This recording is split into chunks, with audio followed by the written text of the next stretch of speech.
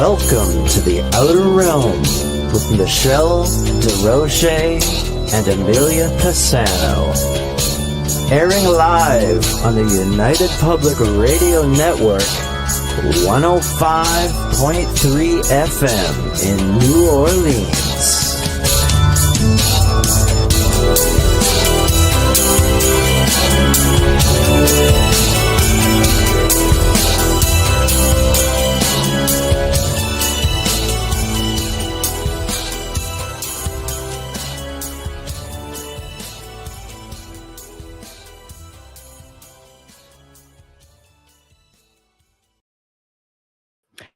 Good evening, everyone. Welcome to the Thursday night segment of The Outer Realm. We are broadcasting live on the United Public Radio Network, UFO Paranormal Radio Network, 105.3 FM from the Gulf Coast, 107.7 FM from New Orleans. We're fully sponsored by the amazing people over at Folgers Coffee who have been a part of our journey for the last several years. So thank you, Folgers. We couldn't do it without you, nor would we want to. Also, thank you to Justin Snicker, aka Dr. Snick, the Sonic Surgeon, for the contribution of his time, his music, and his voice for the intro you just heard. He is an award-winning composer of Halloween, horror, sci-fi, and dark wave electronic music, which can be found on all of your favorite streaming platforms. Also, big thanks to Steve McGinnis, the artist behind our logos here at the show. Check him out on Facebook and Instagram. Also specializes in the horror and Halloween genre, but does incredible commission pieces of any type. So tonight, I've really been looking forward to this. Stephen Bassett joins us again, Director of Paradigm Research Group, and he returns to discuss many things, but we'll touch on the 2025 Congressional UAP and disclosure hearings. 31 lAtlas, isn't that all over the place right now? And I'm not the person to ask, but people seem to think that I am. So I figure we're just going to go right to someone who probably can give you a little bit of a better answer than I could. This and much more. So everybody in chat room, you know the drill. Of course, we're going to go, I will highlight some of your comments just so they make it across the screen. And we will get to questions as Steve is ready to answer. I'm not going to cut him off for, of course, a question, but we will try to get to as many questions and comments as possible. Hello, Michael. Hello, Kevin. How's it going? Hello, Heidi. Hello. Spooky greetings. I like that. Hi, Mort. Wayne, working, always working. I know, always working.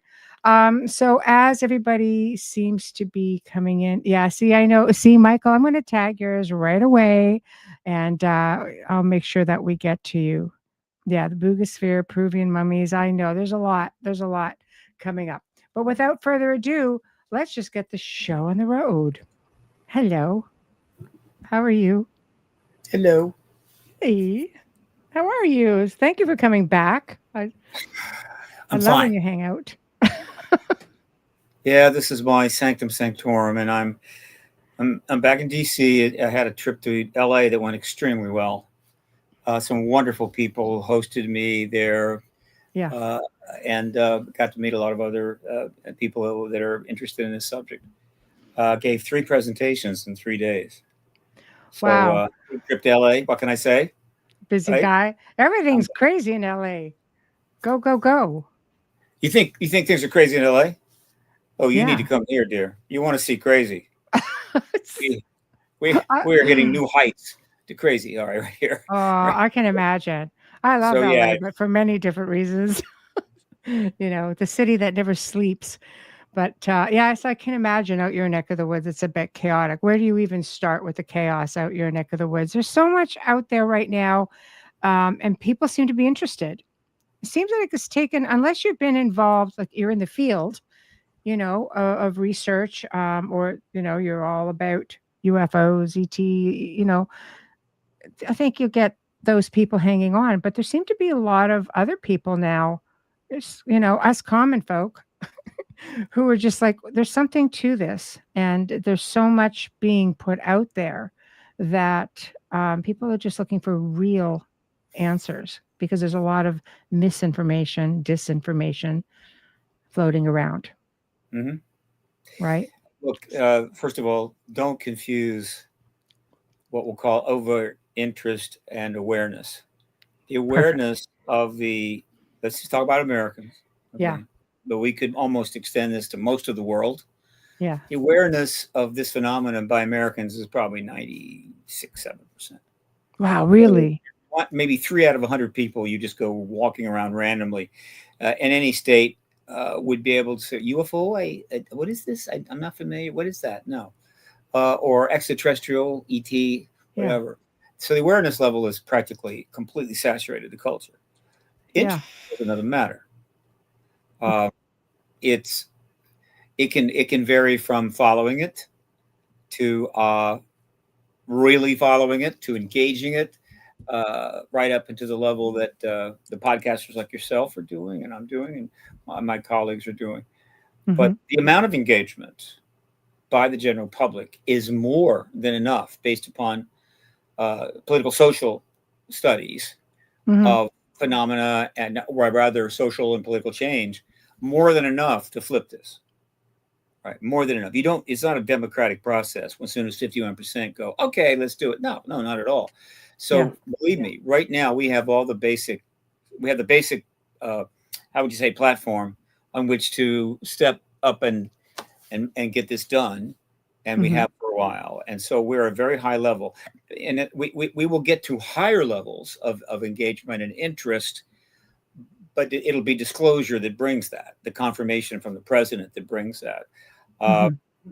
Because at some point, the amount of interest and engagement by the public almost guarantees you're going to get the confirmation. And then, of course, things really grow. So we're right there. We're right there. I think the break point, but it's a fluctuating and somewhat baffling process right now. It's baffling to me because, I mean, presidents have talked about this for like decades, especially like Eisenhower and Ronald Reagan, I mean, Nixon took Jackie Gleason to the base and said, hey, here's an alien. Poor Jackie Gleason was never the same after that. I believe that. Shirley MacLaine got that from Jackie's wife. Shirley told me that face to face when I met her once. I believe that story. So there you go. I mean, that was quite a while ago, right? But I mean, it's floating around. Astronauts, have talked about it, and and I find like even like World War II pilots, even like the deathbed confessions, like there's people talking about it. Why are we so fixated on this disclosure has to matter now? Well, now you just shifted gears in a big way there, Michelle. I like shaking things up. Let me go back to what you were saying. Just going to put in a nice and neat package. Okay. Since Roswell, yes, there have been 20 elections, 20 presidential elections, and there have been 14 presidents. Right? 14 different presidents. Right. Okay. And every one of them, I think, knew it's real, meaning there's a real thing happening. All right, it's not an illusion or some sort of psychosis. No, it's very likely every one of them knew that it was real and not human. Very likely, because a president. There's a lot of ways that a president can, how would you say, get informed about something like this without making a big deal of it, without having risking it getting out. Just a little private conversation with the right person, let the president know that, yeah, it's real. It's not us. We're working on it. Big issue, but don't worry about it, Mr. President. We've got it. You've got a lot on your plate. I think that is what we're going to find out. But we know some that absolutely knew it was real and non-human. That certainly goes to Truman. It goes to Eisenhower. Yeah. Very likely Kennedy. So 14 presidents, 20 elections. And where are we? We still haven't gotten a confirmation yet, right? So that gives you the overall picture. Now you can then work with that to kind of say, well, okay, why? Why have we not gotten it? What was the situation with each president? And a lot of research has been done there by certainly Richard Dolan and Grant Cameron and others. We have a sense of what happened. All right. And the other thing that you need to know in terms of trying to assess why we still are waiting to have the obvious truth confirmed to us is that this issue has been subject to all of the vicissitudes of history. Mhm. There have been a lot of them. This has been a pretty tumultuous 70 some years. Can we agree on that? Not that history isn't filled with that. It's just that it stretched out over a longer period of time.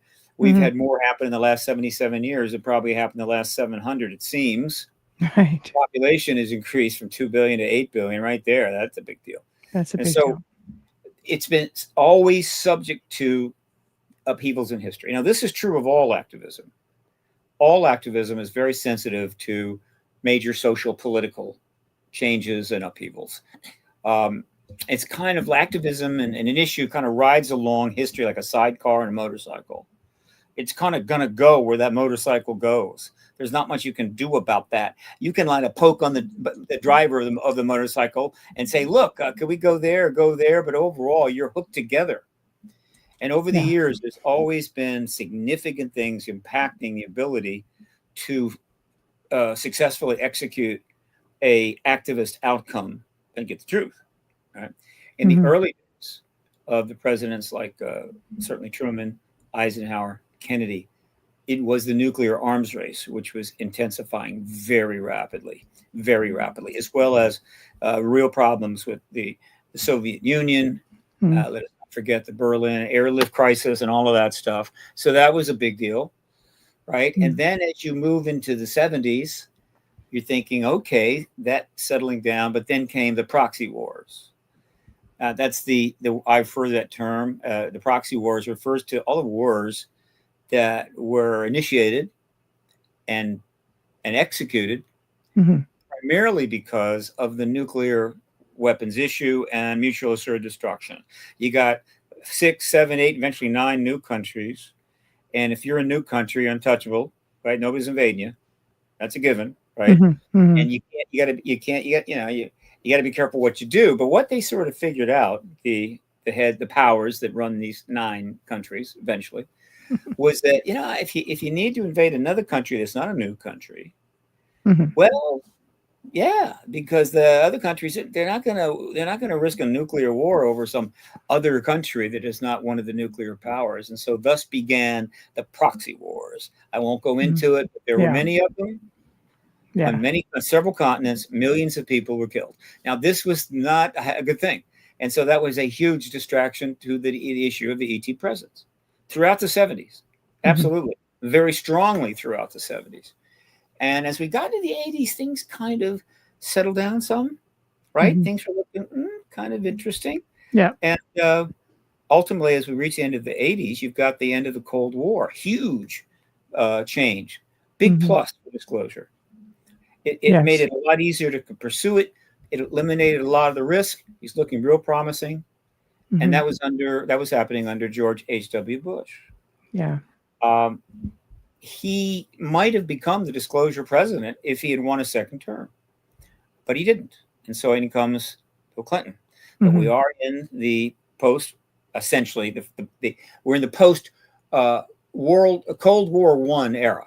Right now we're in Cold War II, but Cold War I, an era of great possibilities that could lead to détente and much less stress and what have you. And so not surprisingly, the activism begins right around that period. The beginning of an activist movement on this issue starts in the late 80s. Prior to that, there really wasn't an activist movement. There was the odd this and the odd that, but a congealing activist movement, no. And the person that led that was Stephen Greer, Dr. Stephen Greer. He's the one that got the activists going. Late 80s, his CE5 events were basically activists, kind of drawing the people in, getting them involved. He was doing research and trying to find witnesses. He did research and activism. I'm mostly a pure activist. And so his activism culminates in 2001 in May. He brings a major press conference to DC. In fact, it was held upstairs in the National Press Club. Brought in quite a few witnesses, both physically and in tape.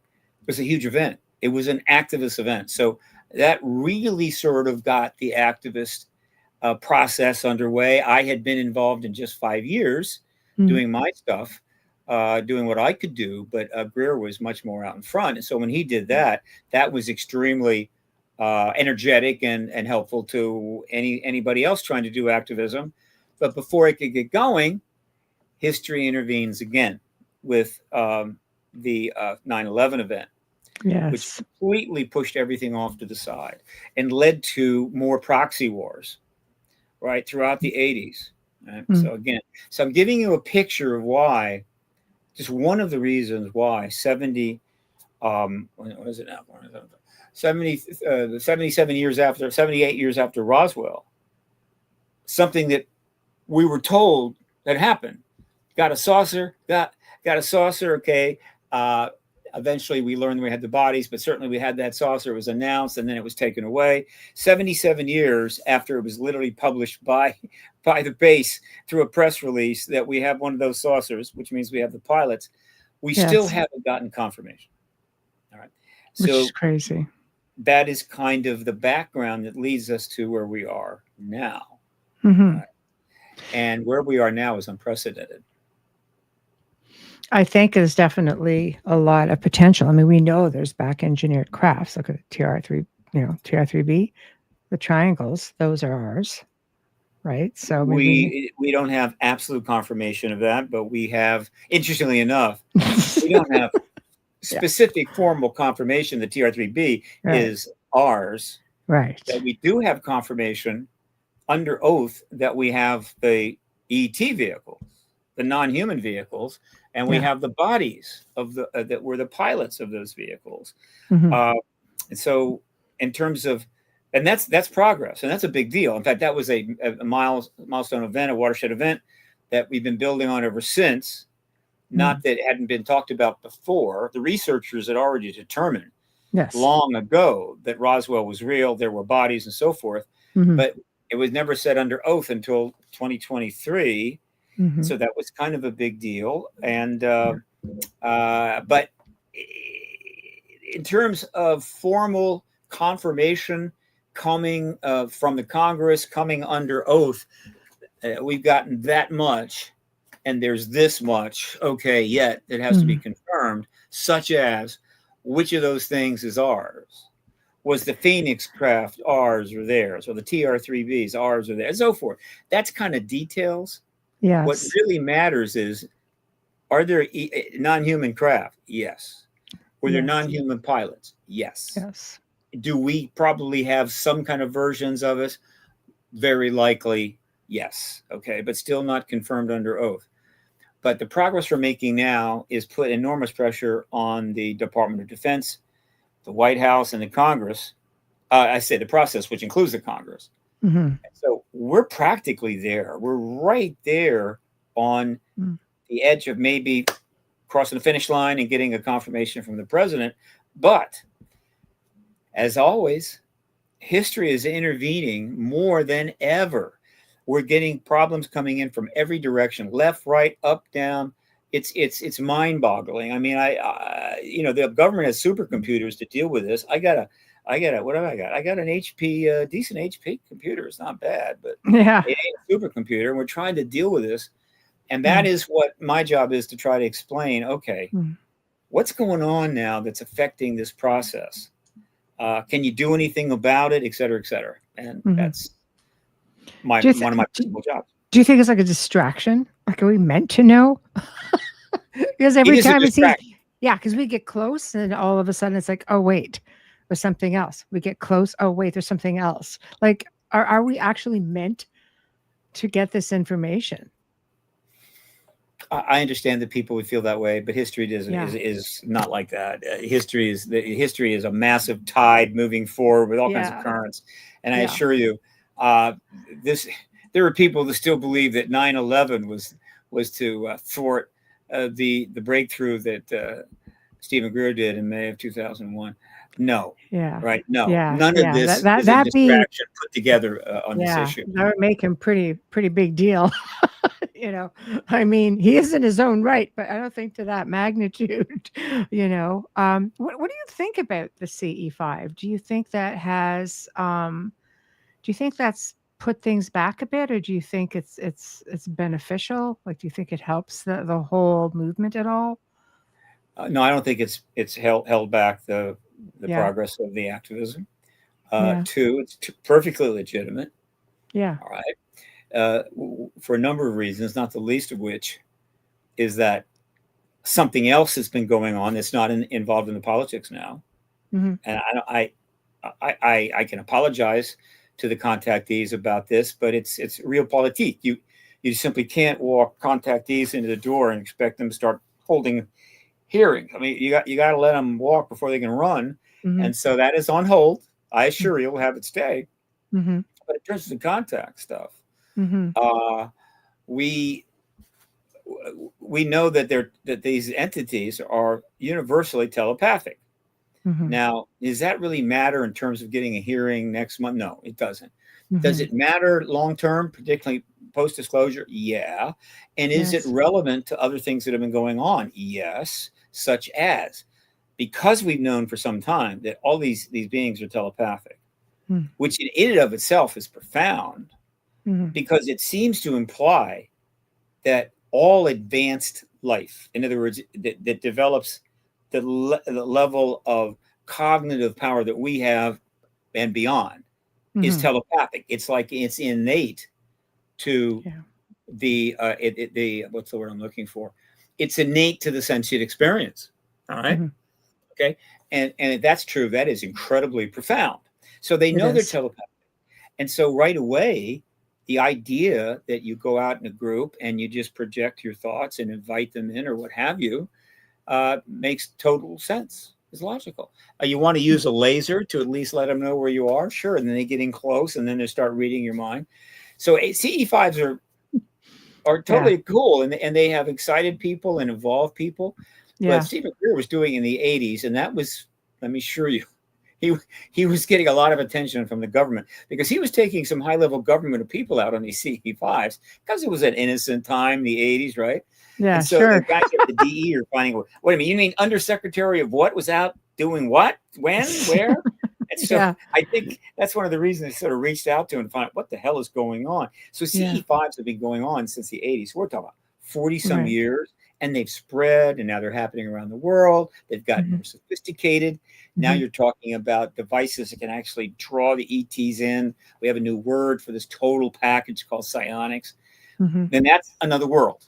Okay, that world will eventually cross into the Congress, get talked about under oath, and move on into the post-disclosure world. But first, we have to get the fundamental disclosure. And so, CE5, Stephen was ahead of his time. Being ahead of your time is a curse. Let me tell you, I've been ahead of my time a few times in my life.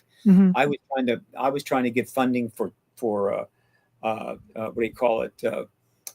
Video phones. Wow. In the early 80s, right? Yes. Way before they turned up, and nothing good came from it other than pain and suffering. And so whatever. So he was ahead of his time, but nevertheless, that is now a fully recognized issue. And of course, recently we had a breakthrough on that because Diane Hennessy Powell's work finally went public in a big way with the telepathy tapes, which will eventually be part of it, I think, at some point, a full-blown documentary with the audio will be matched up with video to create an extraordinary event. But just the audio tapes was enough to blow your mind. And when I heard those, I immediately worked to get her into this Contact in the Desert conference, which was held in May of last year. She came in, presented, also did a live demonstration on stage, got several standing ovations. Wow. All right. Yeah, it's pretty remarkable. Yeah, so telepathy is now in play. Is the Department of Defense happy about this? No, they're not. They're not happy about this. Can they really do anything about it? Not really. So again, that's my thought on CE5s. Right. You just, there's been a lot of big enough names who have come in through the years to try to disclose this. Like, what was it? I think I read, was it 1958 where Major Donald Kehoe went live talking about the government's cover-up of UAPs? 52. What, 5 years after Roswell, he goes on after they had the big flyover of DC and says, those are flying saucers. Those are ETs. Yeah. See? So people are pretty, pretty up there saying, no, this is a thing. And of course, Bob Lazar comes out and says, okay, there's all kinds of freaking commotion going on over here. This is a thing, and then you're getting into even Dr. Jalen Hynek, who came out, from Blue Book and said UFOs, may not be using conventional space travel. Maybe they're just coming from another dimension, or Sure. he's talking about it. And this is a guy whose basic job is to debunk it and hide it initially. The list of people that have been pretty much saying this is real and not human is a long list going all the way back to the 40s. Yes. We have quotes from many of them on my website, paradigmresearchgroup.org, under resources. Go to quotes. I got about 50, 60, 70 quotes for pretty high-level people going way back, including astronauts, right? Moonwalking astronauts. But they can't disclose. I mean, they can state that they believe it's extraterrestrial. They can say powerful things like that, but only the president can disclose. Right. And that's capital D confirmation, right? An astronaut coming forward and saying, this is what I believe. This is what I've been told. I believe they're non-human. That is essentially I guess you could say, a witness statement. Right. It's a witness statement. It's a revealing process. It doesn't matter who you are coming out. Yes. So it's part of a small D disclosure process. All of these witnesses going all the way back to the very beginning, right, are part of the small D disclosure process. And that's fine, but that's not capital D. Capital D can only come from the president of the United States. So what are your thoughts now on Dr. Greg Rogers, a former chief of NASA, who says that he was shown a UFO in a hangar and claimed it, it was reverse engineered? He basically said, yeah, we got it from them. And now, of course, NASA is designated as an intelligence agency, from Disney to intelligence agency. I thought it was pretty outstanding.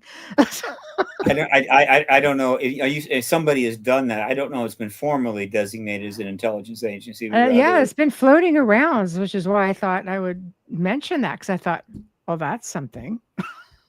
I don't think so, but let's say that plenty of agencies are in the business of having to withhold information, right, and have classification issues with respect to their work. Yes, that doesn't make them an intelligence agency, but nevertheless, believe me, NASA has known about the ET presence since the day it was born. Yes, what can you do, right? Yeah, I know. They know where all the good stuff are. Questions. We've got a couple. I'm just going to try to. I'll get to everybody's questions and comments as we move along, because I know there's some on the other topics here as well. Michael says, Mr. Bassett, could you please give me your comment on the statement, all UFO sightings from 2022 onward are military-industrial complex reversed engineered crafts? Well, once you say all, it's bogus. In other words, as you move toward the present, the number of sightings that are of craft of human origin using advanced tech, we'll just say anti-gravitics, is probably increased some. All? Oh, no. The ETs are still here. They're very busy. They're constantly around. And so, no.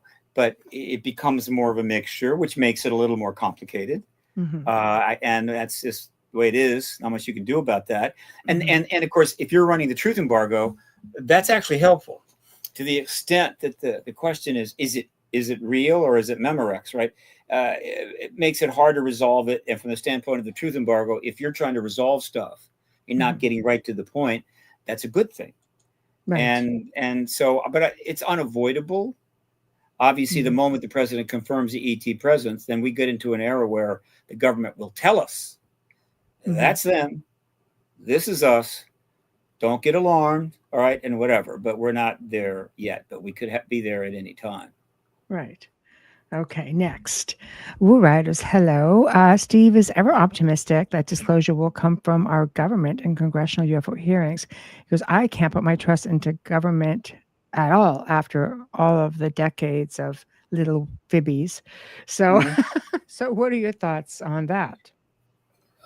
Look, I'm an eternal optimist in a sense. I get that. I get a lot of ribbing about it. It's okay.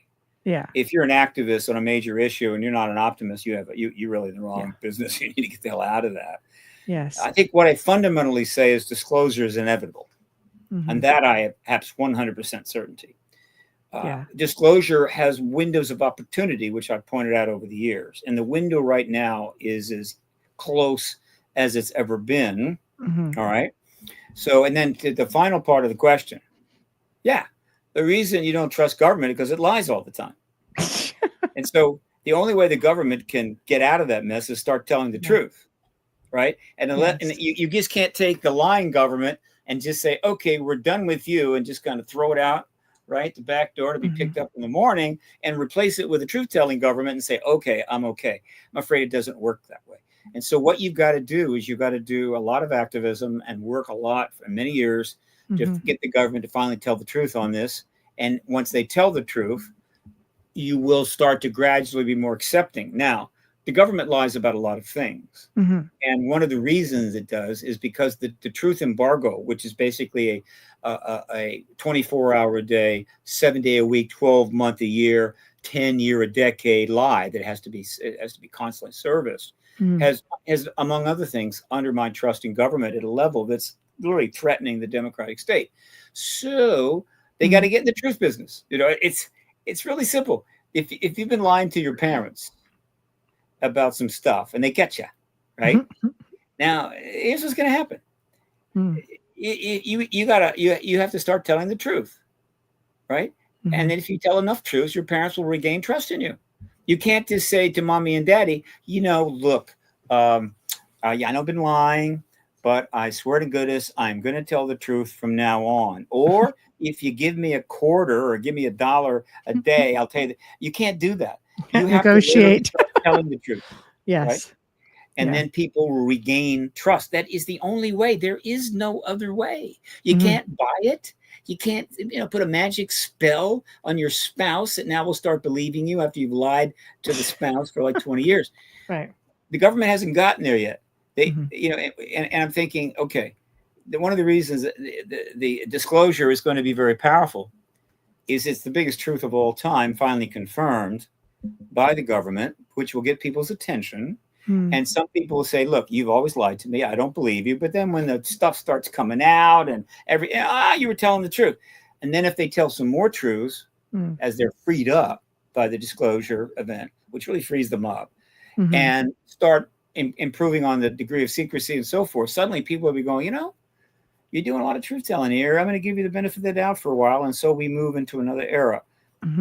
It's kind of messy. It's not exactly easy.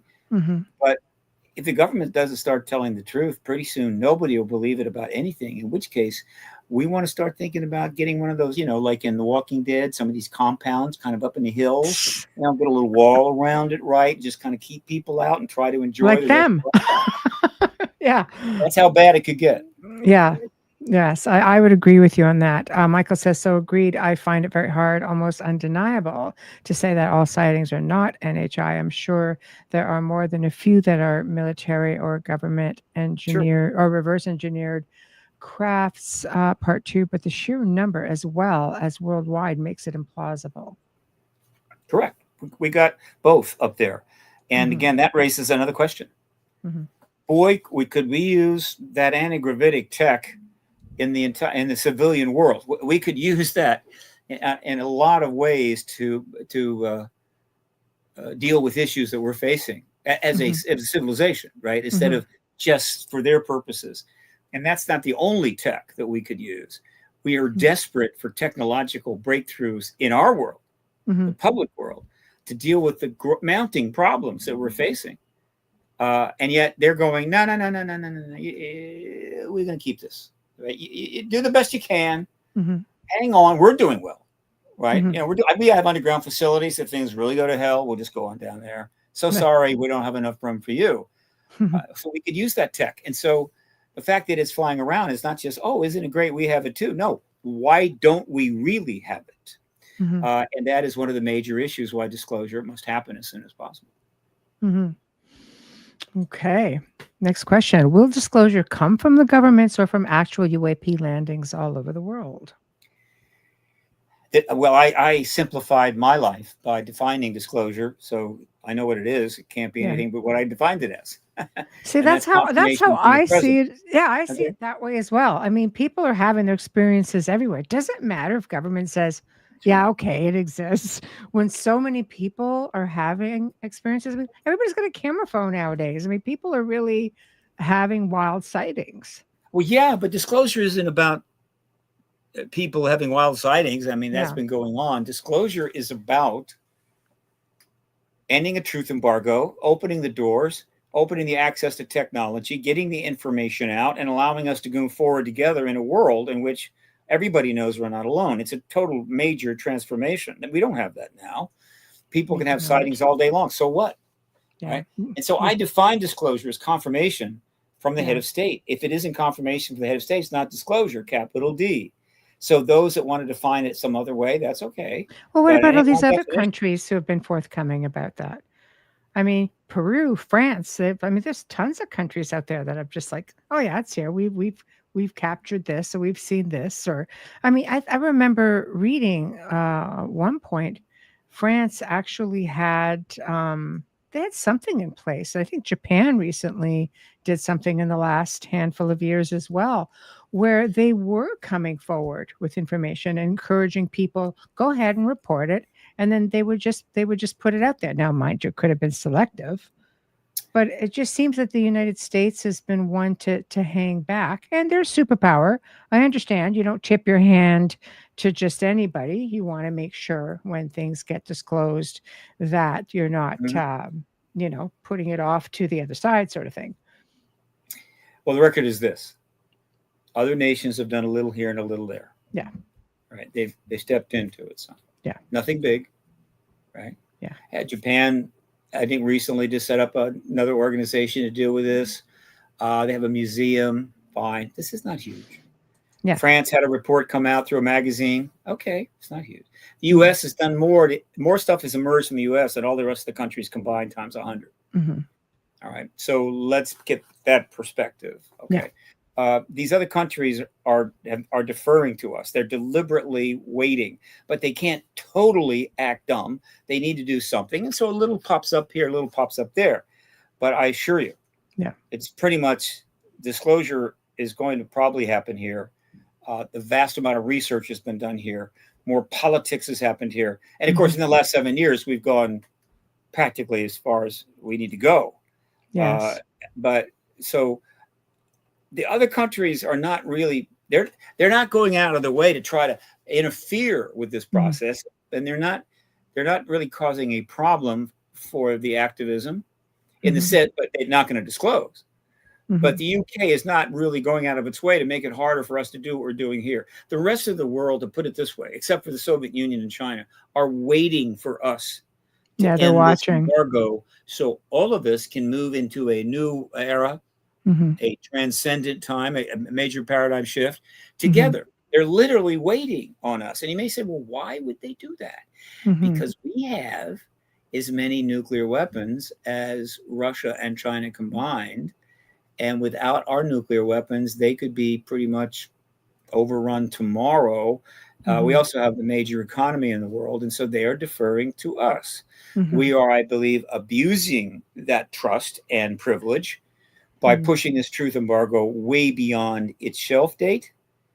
But history will decide that, not me. However, that we're really close, and I'll get into that as the questions move on. But we're really close, and I can give a case why it could happen at any time right now, for reasons that are somewhat special to this moment. I agree. There's great things coming. Michael said, Mr. Bassett, the Sky Watchers and the Psionic are, as you say, a new horizon of insight. Do you think everything is legit, and two, that they will indeed bring forth physical evidence, as they say?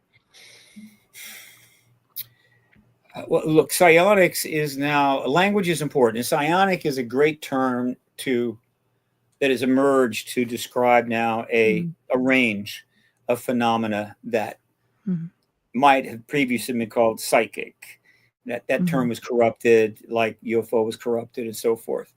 Psionic is a term now that covers a range of things which have various levels of evolving legitimacy, but incredibly exciting possibilities if we can get to the post-disclosure world and really engage them. Mm-hmm. So under psionics, you've got telepathy. Yeah. Okay. Remote viewing, which is really something else. Okay. Mm-hmm. Possibly telekinesis. All right. Mm-hmm. Or telekinetics. Possibly precognition. Mm-hmm. Also, the fact that it seems that what we're learning in bits and pieces from what has emerged from this witness and that witness, but yet not formally from the government itself, obviously, is there's something special about the material that our non-human friends use to make their craft. These materials seem to have qualities that almost mimic consciousness of a type. Mm-hmm. And that gets things really interesting. And so there's probably a few I left out, but psionics covers all of that now. That's great. Mm-hmm. And very soon it's going to be, and right now we're in a different place. Years ago, they were shutting down all the labs like Duke and Princeton. They didn't want any study. It had to go private. They were trying to study telepathy and so forth. The government doesn't want us to study telepathy for a lot of very good reasons, not the least of which the government knows all the ETs are telepathic. Yes. And the other reason is if everybody in this country was telepathic, being a politician would be damn near impossible. It's a whole new game, isn't it? Yeah. And marriages would, oh my God, the problem, the difficulty of being married goes to a whole nother level, whatever. And so, but that's in our future too. That's part of what's evolving. Yes. Okay. So hold on. I'm just trying. There's questions pertaining to what we'll be talking about as well. So I just want to make sure I get everybody, get over that. So Polly says, I feel lately disclosure is a personalized awakening that glue pieces more than a massive landing in the White House. What are your thoughts? First of all, disclosure is not a massive landing on the White House lawn. Yeah. Disclosure is the confirmation of the ET presence by the President of the United States or another head of state. That's it. Yes. Now it's confirmed. Now the walls of the intellectual ghetto come down, and the process of getting information out starts to happen. Mm-hmm. And we can focus on moving forward instead of going around in circles, endlessly trying to prove what's already been proven, and also drowning in a, not surprising, ocean of speculation, theories, scams, jokes, whatever the hell else.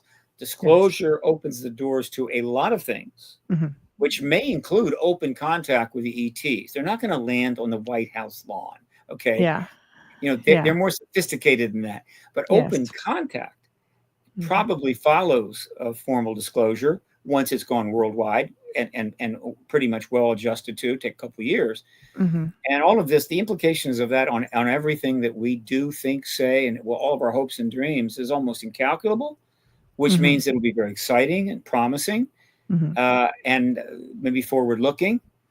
It will be a place that if we get there, people will realize, oh my God, I can't believe I'm alive at this moment in time. And that is not something people are feeling right now. Most of them are feeling, I wish I'd checked out about 30 years ago. I can't believe I lived to see this. Yeah. Not such a good way. No, I can.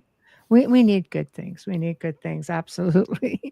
Your thoughts on Congressman Tim Burchett saying that there are at least 5 alien underwater bases throughout Earth's oceans? There have been some pretty dramatic comments coming from a number of the front, the leading politicians on this issue, which were pretty much dominated by the House Republicans, though there are several Democrats. The key committee is the Oversight Committee, which has now set up a task force, a very rare thing, a task force with a name that's hard to ignore, the Task Force on Declassifying Federal Secrets. Now, if you want to have a lifetime job, join the Task Force on Declassifying Federal Secrets. There are several hundred million of those, and God, you spend the rest of your life getting those out, you'll be a hero. So the leaders in the political engagement of this issue, unprecedentedly, include Burchett and Mace, Luna, Burleson, Moskowitz, Carson Garcia Moore, and also in the Senate, Schumer, Gillibrand, Warner, and Rounds. I mean, that's like 10 or 11 politicians. Prior to that, there was a little blip here and a little blip there as you go back 67 years, right? One guy in the Senate, something happened in the House. And now we literally have a congressional process underway, which is another reason why we're really close. Now, Tim Burchett is one of the most outspoken of these 8 or 9 or 10 politicians. He was one of the very first to come forward and flat out say, we've got this non-human presence, and whatever words he used and craft. That was before the hearing. Exactly I think I know what spurred him to do this. A couple of my colleagues were interviewing him, going in and talking with him. He was getting a lot of input. A lot of them were getting input starting back in 2018, not long after the To the Stars Academy came out, and Mellon started bringing witnesses to the Hill. So they were hearing and talking to people for some time. It was Burchett, though, that was the first one to really come out and go, dadgummit, they told me this, and by Lord, that's what's going on. Namely, there's ETs here. He did it on News Nation. He did it on Fox News, which definitely got the attention of a lot of people, and overnight made Congressman Burchett a star, right? International star. And of course, he's still there. So when he says we have those craft, I believe I know he believes that, and he may have been told that. And there's others, I think, that are in the same position, but not quite willing to do what Congressman Burchett does. So he is out in front. He's a leader. He will be generously rewarded by history and by his own country as this thing plays out to its full extent. But pretty much he's telling the truth. Here we have it. See, again, I love that. It's good when you have, reputable people coming forward. I think it's just encouraging, Could you give a comment or two on the newly released Roswell crash photo and your understanding of whether or not it is legit? I am not particularly impressed by it. If I had to put my money down right now on FanDuel, is it real? Is it Memorex? I'm going Memorex. I don't like it. Everything about it is not resonating with me. A lot of that kind of stuff is happening. I assure you, lots of it. And in this day and age, the only thing one thing has changed from 60 years ago. So you want to have fun with an issue and put stuff out, boy, you've got the tech to do it any way you want. So it's not overwhelming, but we're having to constantly deal with what we'll call noise. High quality or low quality, but seeming legit stuff that's suddenly pushed out on the net. Look, if it doesn't come with, a full ass certification and maybe some, strong witness testimony from somebody that we know who they are, I just put it aside. We have so much that's solid and real in front of us that will take us to disclosure. Don't need to go there. Later on, it'll be easier to sort through that stuff, or it won't even matter. Well, I imagine you're going to get things coming from every direction as we get closer. It's okay. I'm not complaining. No, no. I'm glad there's interest. Could you make a comment on George Nappis and whistleblowing at the UAP hearing recently and calling out the CIA director and giving specific names to look into? That hearing, the third major hearing we've had. There have been some small hearings and so forth. I think you could call them hearings, but these are the 3 hearings. That third one was far more significant than I think most people knew. It was extremely significant. You might say, well, look, the Grush hearing was it, right? I mean, it was. The Grush hearing was breakthrough and so forth, and we'll go down in history. But that third hearing, the second one was interesting too, but the third hearing, oh boy. And I can go on at length on this, but let me just point out a couple of things that happened in that hearing that I got. I'm not expecting the average person that's just watching this stuff is going to pick up on that. They're not, but I picked up on it. Bringing George Knapp on was a brilliant move on the part of the committee. I assume it was either Burleson or Luna that sealed that testimony. But Knapp he's not a witness, really, sort of, but he's a journalist. Yes. But he's been a journalist on this issue for 40 years. And he's done the work of 10 people. Yes. So he's talked with countless individuals, some of which are definitely inside. He's done investigative journalism. He's gathered a huge amount of information, which is fine. He's a journalist. And so by bringing him on and putting him under oath, not only did they get him on the record, but he was able to turn over thousands of pages. I think it was thousands of pages of research he's done as part of his investigative journalism, including in Russia, and just put it in as part of the record. That is a huge deal. They're going to be going through that for months. But George did something else. And I think this was planned. I think from the beginning it was planned. It was in his written statement that was submitted. One of the longest, I think it was the longest written statement that was submitted. So I read that and I immediately saw it. And I'm going, okay, will it come out in the hearing? Because in the hearing, it's under oath. I think the written statements are sort of under oath. You're not supposed to lie in those, but I'm not positive. But this comes out. And so they get to George. He's the third witness. And he's being interviewed by Luna. And, well, first of all, he reads his statement. But he didn't read it all. It's too long. So he gets to the part that's really important. But she cuts him off. And they put the video up. A video which I wish they hadn't put up. They don't need to do that. We don't need any videos that are interesting but not solid or vetted. Don't do that. It's good for audience interest and so forth. But big mistake. Whatever. And so then they jumped on, and I actually sent a text to Congressman Burleson, who may or may not have seen it. Ask him about this, and by God, he did. And what did he ask him about? Something extremely important. George went to Russia at least twice. He did a lot of research. He smuggled, wasn't that, I mean, it was kind of like that, but he managed to get a lot of documents out the door, which could have gone badly, right? But I think it was a time when things weren't too nasty. But he got the documents out. He talked with people over there. And what he confirmed to the level of an investigative journalist is something that we kind of knew had happened. We haven't had a Russian firsthand person come forward, certainly in our media, was that in addition to the known shutdown events of our nuclear missiles in 66 and 67 at Minot and Maelstrom, 3 times 30 missiles, of which we have witnesses ready to testify to and have been ready to testify for 30 years.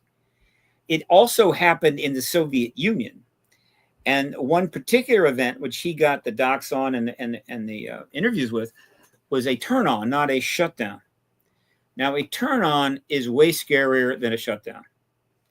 It's one thing to be 2 missile officers down in a silo with the keys, having some ham sandwiches, and all of a sudden the missiles shut down, right? Which they can't do. Certainly not all of them at once. And what are we doing? And whatever. It's another thing to be down there and suddenly the missiles turn on and go into the launch sequence. And there's there's certain things that happen. You got the initial whatever, and then you got a refueling thing and whatever the hell. And it's just ching, ching, ching, ching, ching. And they're watching this, realizing that those missiles could launch. And if they do, they've just started a nuclear war and they haven't done anything.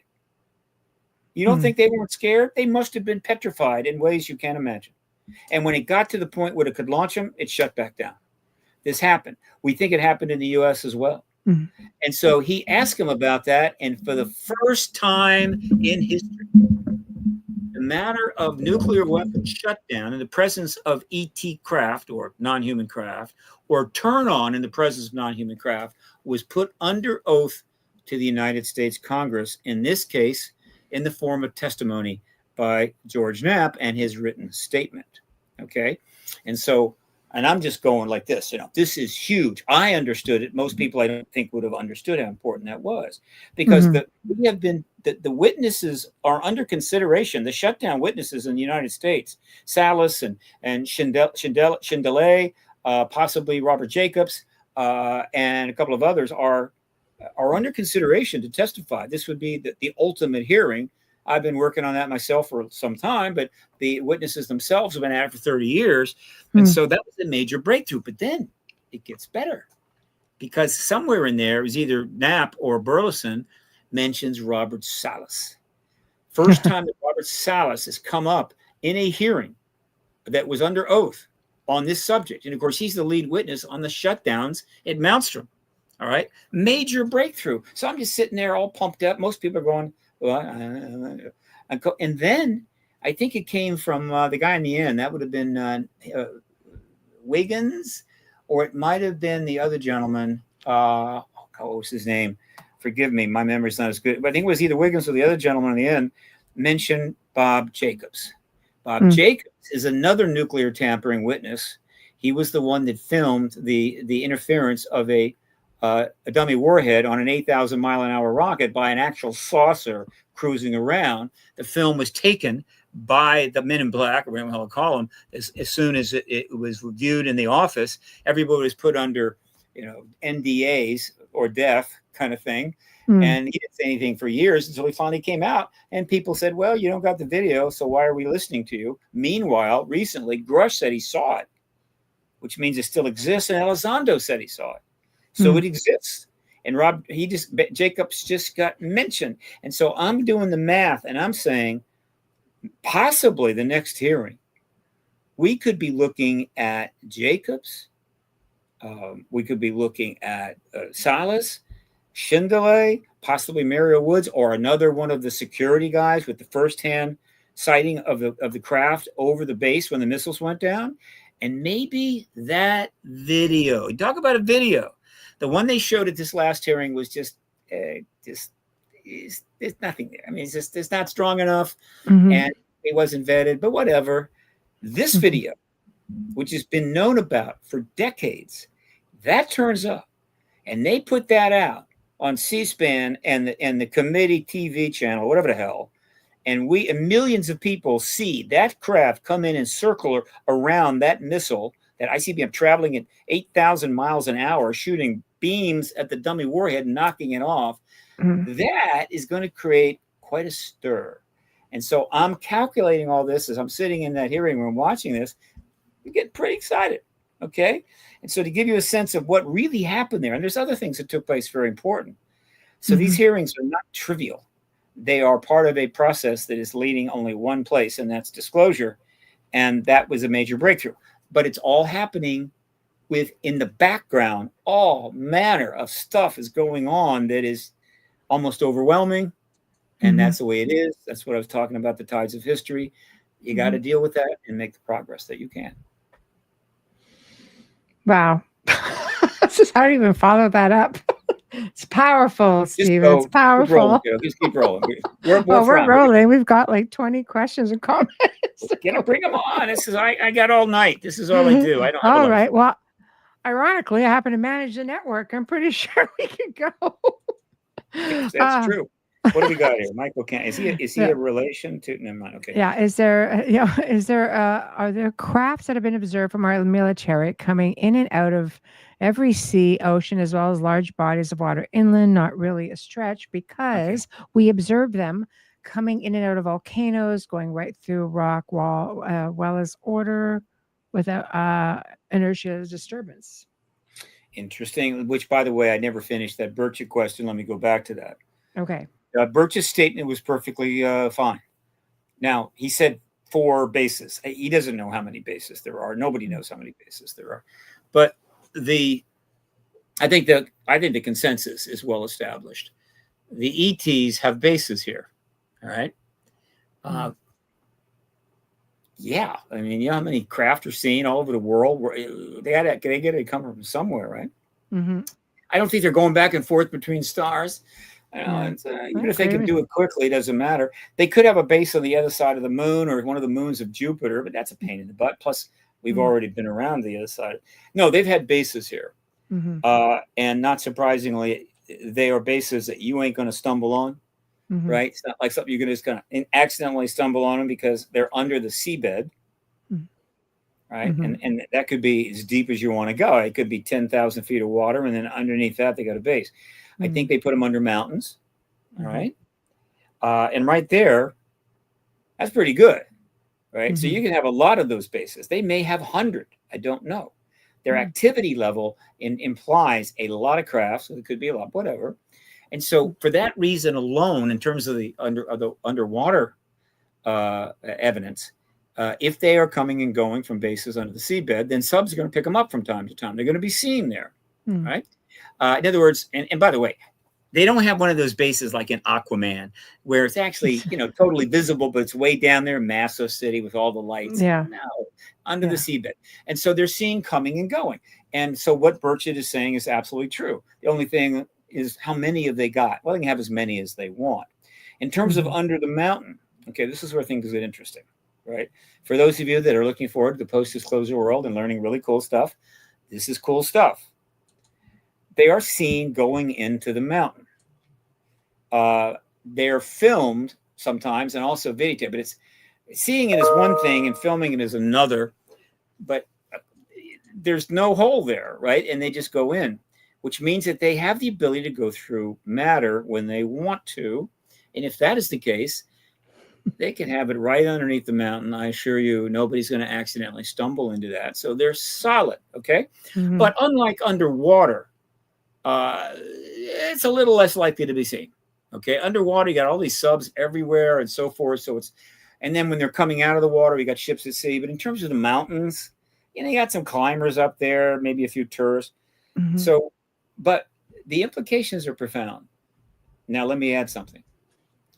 If you spend any time reading some of the 500,000 or more contact reports that have been submitted, not to the government, to researchers, emails, letters from very sincere people, there's a lot of information there that one day we're going to go over with a fine-tooth comb, but to really do it now, it requires millions of dollars of significant effort. And we don't have that kind of money because all the trillionaires, they're too busy making another trillion or whatever the hell. They don't want to they don't want to invest in this issue, but whatever.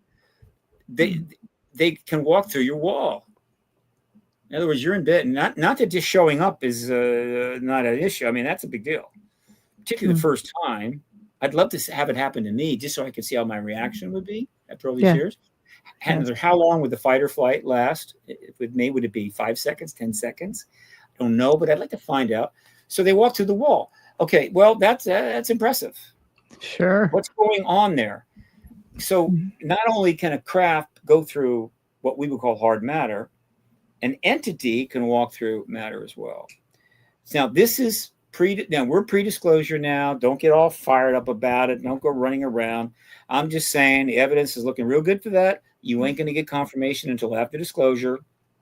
I promise you that. And it'll be cool, but it'll be less of a thing. And okay, fine. Now, one of the reasons this is interesting and also confounding is that this is one of the reasons why interdimensionality is one of the reasons it turns up a lot in the analysis by people that are trying to understand this issue. Interdimensional. All right. I'm not a big fan of this. I don't like it. There are a lot of reasons I don't like it. But the point is, hey, look, if they can go through matter, then maybe they're able to go through it by going into another dimension until they get through the other side, whatever that, right? I'm not buying that. I don't like it. Here's what I think. Occam's razor, they have a technology that allows to open space in solid matter so they could go through and then it reforms. And you maybe say, well, that's pretty neat technology. It is. But if you know enough about atomic physics, or if you know something about atomic physics, what you know is if you're staring at a wall, just a standard wall, bedroom wall, right? And then let's just take a piece of it, right? I mean, about 5 feet high, 3 feet wide. And you reduce that and you took all of the matter, actual matter, particles that's in that wall, and just put them all together, it would be 99.99% nothing. In other words, what you see as solid is simply force fields interacting between particles and so forth within an area, within a solid object. If you have a technology that can negate those fields for a short amount of time, that becomes nothing but space. And if you can then move through it and then turn it back on and it comes back, that's not interdimensionality. That's just cool technology. All right. And so that's kind of where I'm at. So when you see them going into volcanoes, let me put it this way. If you really want to not be discovered by any speak on cursor, that would be it. Put your base under not just a mountain, but under a volcanic mountain. And I guarantee you, nobody is showing up. So is that another example of a base that just happens to be under a volcano? Don't know. Are they trying to do something with that volcano? People speculate they're trying to mitigate what's going on. I have no idea. It would be a nice gesture if they're doing it. Yeah. But this is characteristic of what we'll call Occam's razor, nuts and bolts approach. I've tried to stay that way this entire 30 years, because the moment you start departing from Occam's razor, boy, you get out into, you're floating in space really fast. Mm. And that's not helpful. And Mm. so I don't go there. Others do. That's okay. It's all fun. And one day we're going to know for sure. Yes. Okay. Oh, that's not the one I wanted to put up. Hold on. Kind of get it because we have two people asking the same thing. So I just want to get to it. So I'll come with the second one. Polly says, what's your opinion on the Hellfire missile in Yemen? And I'm guessing Michael is asking the same thing. I just can't find it because there's like 20 comments and questions waiting, but same idea. What do you Video is not conclusive to me at all. I don't think it established. It's interesting, but I don't think it's clear what's happening there. And unless it's accompanied by other significant documentation and/or and witnesses, it's just interesting. It's best to stay away from we don't need to do that anymore. We've got so much good stuff that is going to be coming out and so forth. I'd rather not go there. So I just put a little pin in it, put it aside. Later, we may find out, my God, it was true, or we may find out it wasn't. But in terms of the disclosure process, it is almost irrelevant. Okay. Next, would you make a comment on the Russian information that George Knapp released about turning humans into pillars of stone, and perhaps any insight you have on historic cattle mutilations? There's a double. Well, cattle mutilation is straightforward. Linda Moulton Howe got that going and did a lot of research until finally, what more could you say about it? Occam's razor tells me, simple. Whatever the ETs are doing, they need animal blood and some tissues. They tend to take the same tissues and the animal blood pretty much from cattle as they do other animals. There's no explanation for how they do it. These animals are either are usually insured, or the government's paying the farmers, the ranchers under the table. Okay, look, sorry about that. Here's $5,000 in order to keep the thing from exploding. Because if that wasn't the case, farmers are really sensitive about their animals, and if they're suddenly getting slaughtered like that and losing it, they could cause quite a stink, and they haven't. So it's kind of always been under control. But it's obviously I'm looking forward one day to learning what do they need that blood for? What do they need those tissues for? That's going to be fascinating to find out. Are they going to keep doing that after disclosure? Another point. Okay. So cattle mutilation is pretty basic as far as I'm concerned, and yet not resolved.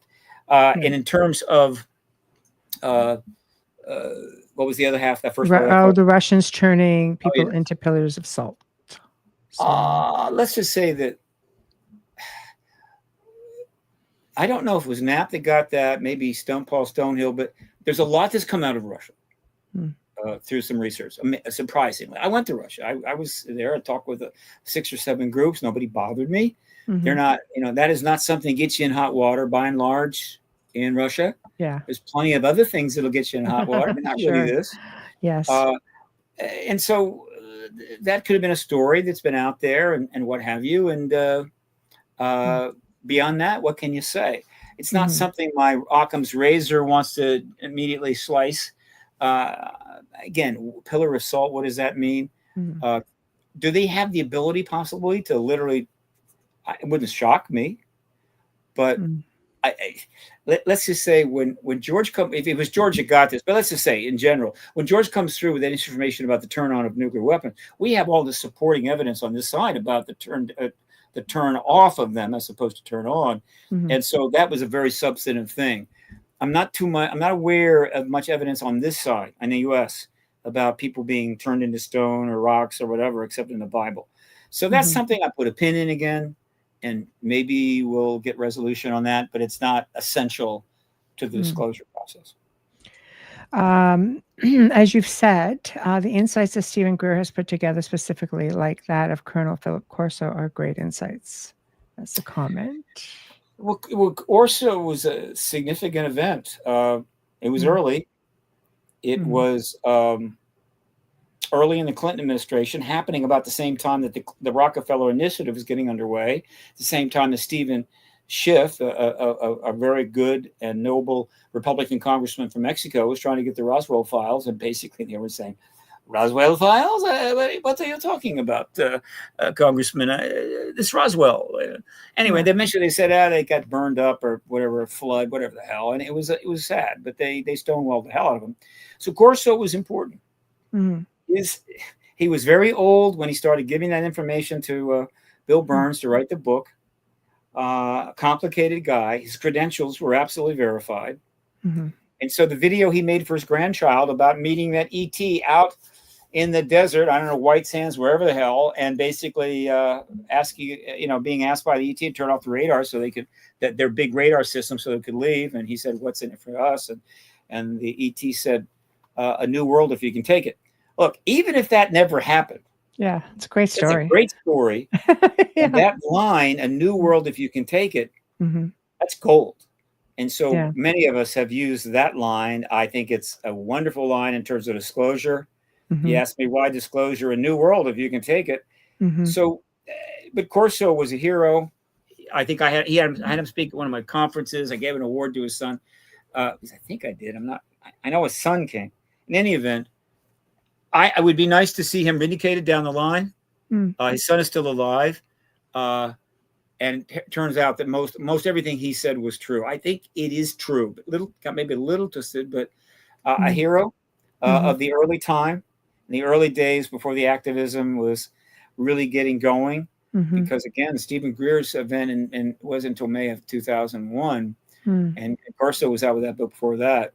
But nevertheless, it was an exciting time. It was the 50th anniversary of Roswell, came up shortly after that. I was there.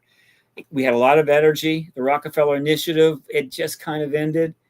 And then history took us off into another place. As it always seems to.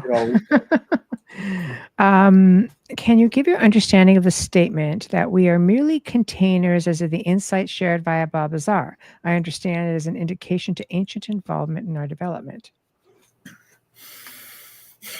Okay. The word container is kind of not really what I would call precise. We're containers. We're bags of water. We are. We're water containers. Sums it up, doesn't it? Yeah. Development as a species. Sorry, finish. Yeah, and we got the idea of this has been in play. The idea of reincarnation is basically we're soul containers, and when we die, soul kicks on, tries to get up to a better deal, right? Maybe a nice, a person that's going to have a swimming pool one day, whatever. So that idea has been out there, but the one that is referring to is not a what I would call constructive, and that is, and yet you can't it's great sci-fi. Yeah, that ETs can use us as containers. Now, what do I mean by that? And you get into walk-ins and things like that again. Occam's razor, get back down there, get to the basics. Yes. But the idea of ETs using this, I call it the Disney World theory of extraterrestrial involvement. In other words, Disney World is not going to cut it for an ET, right? You want to have an experience. You're not going to go to Disney World. But what if you could enter into an entity and be present, riding along with as they go through their life and experiencing everything they experience? That would be a hell of a ride, now wouldn't it? That would be an e-ticket ride. And then once you've enjoyed it enough, you just take off. You just leave. So that means that we are sometimes being used as entertainment vehicles for ETs to have a different experience. Yes. Good sci-fi. Proven? No. Is it a healthy speculation in terms of disclosure? No. I'm trying to push people with the idea, hey, you're a container for ETs, right? That's you don't really have a soul. You have an ET rider, and this is not comforting. This is not helpful, and it's not proven by any stretch of the imagination. It's a theory. It's interesting, but I say people just chill. Yeah. Don't jump into that one and a number of others. Let's wait and see. But if we are containers for ETs that occasionally hang out, it's not the worst thing that could happen to us, I assure you. The ETs have been around a long time. Oh, absolutely. Talk about Disney World. You go back, if the ancient aliens has got anything right, in those 5,000 shows they did, is that they love to turn up back, in the days of yore, 3, 4, 5, 6,000 years ago. And they were always, they didn't have to skulk around. They just turned out, landed, and they were instantly treated like gods. Now, if you're an ET, just living your basic life out in some star system, and it's kind of routine like our lives. You like to have a little special experience, and you can learn that if you can get a ticket to the next craft leaving, you get to go to Earth for a while and be a god. You can have the god experience. It happens though. Even with primitive people, I mean, look at one point there was a group in the U.S. that went down into the Amazon, and they had they were there for a while, and they come in with the helmets and everything else, and they leave. Well, they come back something like 5 years later, and out of straw or whatever they found on the floor of the jungle, the trees, there was a simulation of a craft, and they would dress, and these are people who do not have access to the outside world, but they emulated what they had experienced during that time, and it was an experiment. So it goes to show you why wouldn't they come down here? ETs looking at some of us primitive folk say, well, back if they in the come down day. and hang around for a while, yes, like apparently they did in ancient times, it's God City. They're having a ball. Now, if they come down if something happens over a short period of time, you get what is called the cargo cult phenomena that Margaret Mead made famous, and the truth embargo dined out on for decades. And it's like some airplanes had to land on some of those islands briefly or whatever, and fighting the war, and then they were gone, didn't come back. And the people on the island, what was this? What was this? And so naturally they kind of, and this is going to be true, it's the nature of it's human nature. Well, that kind of thing is going to be transformed into a God phenomena. So they built little shrines to them, hoping they would come back, and they even worshiped them. And you've given another example. All of this is not shocking. Some people think it's a huge deal. Oh my God, the ETs are all going to become cult believers. No, it's ridiculous. But it is the case that, at least with respect to human sentience and intelligence, that anything with a super technology, we're going to call them a god. But the need for gods and the use of gods in human experience transcends ETs. All right, you don't have to have ETs to be, getting into that realm. But the presence of ETs over the millennia has helped to stimulate it, certainly, in terms of something more profound, more amazing, more capable than us, and then go run with that.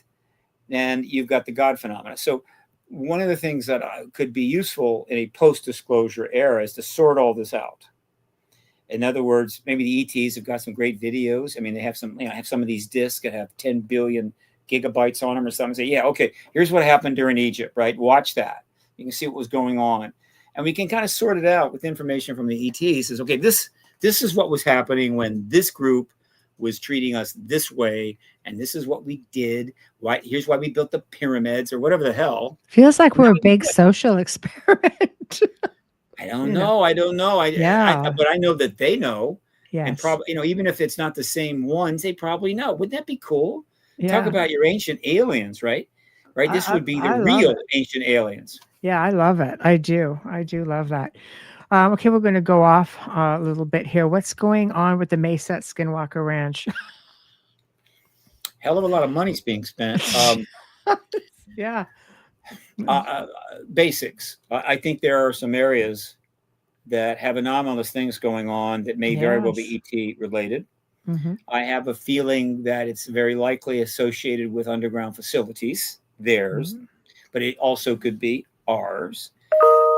These underground facilities, I suspect, once we finally learn how many, are going to blow our minds. They're going to, what?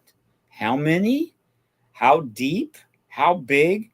Because they've had the license and the technology to build these things like crazy for 60 some years, unimpeded by the need to get any permits from the local, housing authority or anything else. God knows it's under there.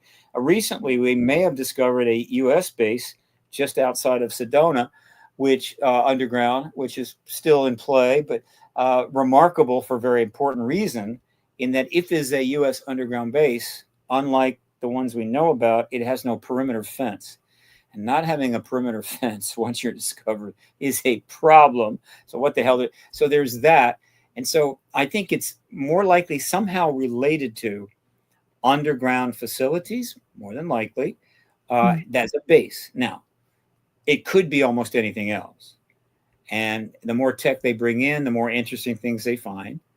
The most important thing to me from a disclosure activist point of view is that these shows are extremely popular because people really want to know what's going on, and anything that alludes to possibilities there, they want to know about it, and that keeps their interest high. That's okay, because the basic story is not that exciting. There's ETs here. They go and do what they want. That's it. They come from another star. We can't go there yet. Maybe we can. That's it. Once you got that down, the rest of it, what? And so all of this is helpful in keeping people's interest. And hopefully one day we'll be able to sort it all out. True, true, not true, false, maybe true, true, false. That's the way you advance as a society, not living in a constant state of doubt and being misled. The scientific method doesn't work that way. And in general, the entire truth process should not work that way. But governments benefit by keeping you in the dark, by keeping you going around in circles, by keeping you diverted, distracted. They do that for their own needs and desires and not to our benefit. And that is something we need to fix, along with several thousand other things. Yes. Yes. Okay. Let's, we can come back to some of this, of course, because there's a lot of, it was probably another 17 questions that are varying. So let's jump over to the 31 Atlas. 3i. So, yeah. So she goes, what is your opinion on the 31 Atlas? Is it an alien craft? What should we expect from both sides? The alien and the human, per se, in your opinion? Okay. First of all, dear, it is 3i Atlas, which is a fantastic name. 3i. Oh, God, yeah. Okay. I mean, somebody's going to, I know that probably already it's happened. Some parents have named their kid, just born, 3i Atlas. I'm telling you. You know, maybe Mr. Musk. Another one he's going to name it. Yeah. It stands for the third interstellar, meaning outside, object from outside our solar system passing through that we have actually been able to track. Oumuamua was one of them. The other one's name escapes me, Boysen Box, whatever the hell it is. And then this one, which we call 3i Atlas. And Atlas refers to the acronym for this telescope array that initially, and I can't remember, but it's the acronym for the telescope array that first discovered it. 3i Atlas. It's very cool. Okay. All right. Well, first of all, this is prime material for every speculating space junkie out there, right? I mean, you know, it's taken a long time to get here, and it'll be a long time to leave, and lots of time to have fun with that. And the internet is better than it's ever been. We got the AI. Supposed to be here in November. Yeah, it's actually gonna run around the Halloween. Okay, trick or treat. So it's grist for the internet mill like nothing of late. So they're having fun. They're rocking, they're rolling. It's all good. Okay. And of course, Avi Loeb is helping to, who's become very famous by dealing with interstellar objects. Oumuamua, suddenly, you know, he became a worldwide figure over that thing. Just kind of, you know, I think it was a rock. Now we got this one, which is even more interesting. Yes. So Rockham's Razor. It is an interstellar comet-like structure that is off-gassing, but not typical for comets, because it's coming from another solar system. Okay. It's moving pretty fast, but even then it would take hundreds of thousands, if not millions of years for it to get from what we'll call another solar system. Okay. So in that sense, definitely overdue delivery, right? You know, this was not FedEx overnight. It's going to pass through the solar system near the sun, and then it's going to continue like Oumuamua on and sail on for another couple of million years. That is Occam's razor. Now, there are individuals who are very smart, who have lots of tech and lots of contacts, of course. This is the nature we are. That have zeroed in on this baby, and they're running with it. And there's a number of things that are turning up here, there, what have you. I read them; they're fun. Do I necessarily buy into them? No. However, the most recent development is interesting.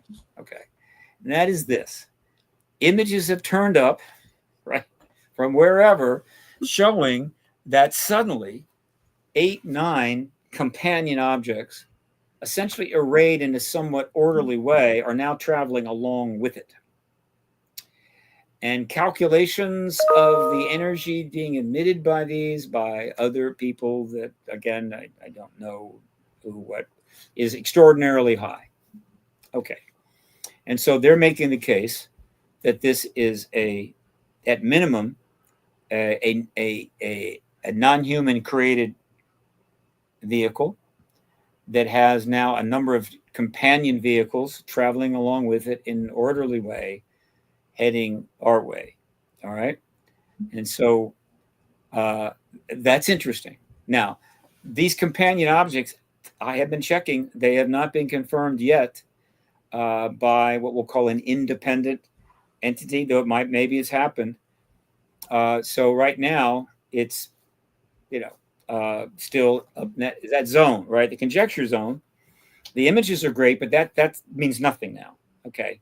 In terms of creating images that'll show anything, we've passed that line. So now this idea that you're going to look at it, no, forget it, right? You either get providence or you just you just don't do anything radical based upon something you see on the net these days, because you have no idea if it's real or not until somehow that is confirmed to you in an appropriate way. So, but here's the deal.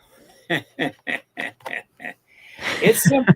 If those 9 companion objects, in fact, are generating mass amounts of energy, they're not leaving a trail, but the main comment is, if even one of them sets off in its own trajectory, right, at some point, particularly as this puppy is moving past the sun and kind of heading our direction, well, let alone 4 or 5 of them, then, okay, we're talking alien invasion at that point. And guess what? That's going to be something. So I've already got my thoughts of that are well developed. If there's going to be an alien invasion, and this is one of the best scenarios that's turned up so far. It's got lots of cool elements and everything. And of course, that hasn't been validated, but it could be, whatever. And so, yeah, it really fits the genre. And so you give me alien invasion. I'm going, okay, I'm an old guy. I'm already up there. I don't have that many years left. No. You get to a certain age, you start thinking how you're gonna wrap up. Okay. Yeah. There's so many possibilities. Right. And I'm thinking, man, the way I want to go is an alien invasion, like a sci-fi movie, right? Living out an actual real alien invasion. Heading north, trying to get maybe out in the Rockies, get up to some friends I have out there, maybe out to Oregon. Then hanging out a little bit and maybe try to work our way up into northern Canada, having to go at night, trying to avoid any ETs that might be turning up. Meanwhile, we're hearing stories, on one of those ham radios or something about, my God, Denver's gone. Whatever the hell. It's just until they finally catch up with me. I'm going, hey, that's the way to go. I mean, you can't do better. And plus, all these hundreds of Walking Dead and apocalyptic movies and television shows I've seen have given me a very substantial set of skills that would come in handy in dealing with this kind of apocalyptic scenario. And they're together, whatever, checking stuff out. And so this, all I'm saying is, if even a couple of those things change course without a gravitational explanation, if the whole thing changes course without a gravitational explanation, and you're going to have to sort through your affairs, get things tapped down, and decide how you're going to rock in these last months or weeks got left. Let's look on the flip side of that. Cindy says, who's on X, hi, Cindy, with a growing number of people that are channeling ETs, they are having the same information that 3i-Atlas is coming to give us information and upgrade to unlock dormant DNA for health, healing, spirituality. How do you feel about that? Not as exciting as invasion, but it's a little bit more love and light. Well, that's the flip side of what I said, but it's not as funny. Yeah. It's like I could have gone with that one, but I can't get the humor out of that. But yeah, look, there is another flip side to this, obviously. Yes. And that is, if that thing started turning our way, it means that, well, I mean, all the stuff that's been happening, and we're getting closer to disclosure, we're not doing it. All this activity, finally, it's time for them to kind of show up in a big way to resolve this issue.